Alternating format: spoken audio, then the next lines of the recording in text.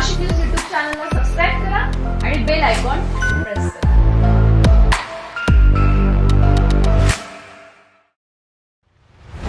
काही दिवसांपूर्वी उत्तर प्रदेश राज्यातील एका 19 वर्षीय मुलीवर काही जणांनी अमानुष अत्याचार करून तिला जीवे मारण्याचा प्रयत्न केला। या मुलीचा दुर्दैवाने उपचारादरम्यान मृत्यू आणि त्यानंतर घडलेल्या सर्व घटनांमुळे देशभरात या घटनेचा निषेध व्यक्त केला जातोय।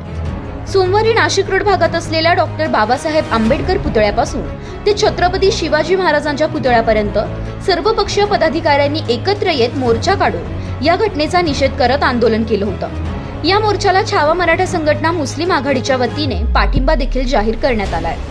यावेळी संघटनेच्या वतीने देवळाली मतदारसंघाच्या आमदार सरोज आहिरे यांना निवेदन देखील देण्यात आले आहे। तसेच उत्तर प्रदेश सरकारने लवकरात लवकर या घटनेतील सर्व दोषींना फाशीची शिक्षा द्यावी, अन्यथा राज्यासह देशभरात मोर्चे काढू असा सूचनावजा इशारा देखील छावा मराठा संघटना मुस्लिम आघाडीच्या पदाधिकाऱ्यांनी आज आम्ही छावा मराठा संघटना मुस्लिम आघाडी तर्फे आज आम्ही जाहीर पाठिंबा दिला आहे। देवळाली मतदारसंघाचे लोकप्रिय आमदार आमची बहीण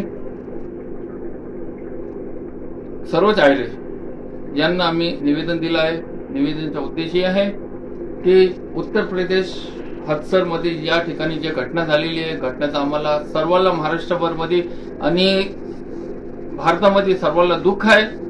हे घटनेला जे आरोपी आहे आरोपीला फाशीची शिक्षा द्यावं असं आमच्या छावा संघटनेचा उद्देश आहे आणि छावा संघटना पूर्ण महाराष्ट्रभरमध्ये यांना पाठिंबा दिलेला आहे।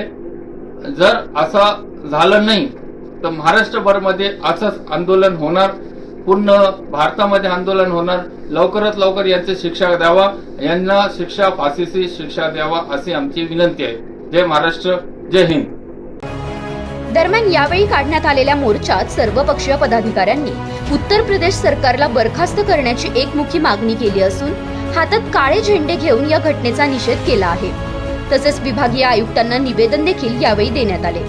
या मोर्चाला सर्वपक्षीय पदाधिकारी छावा संघटनेचे रशीद सय्यद, मधुकर खोडे, इम्तियाज खान, हुसेन शेख, कांचन शिरोळे यांसह अनेक कार्यकर्ते व पदाधिकारी उपस्थित होते। Sanjay Parmar, Nashik news, Nashik road.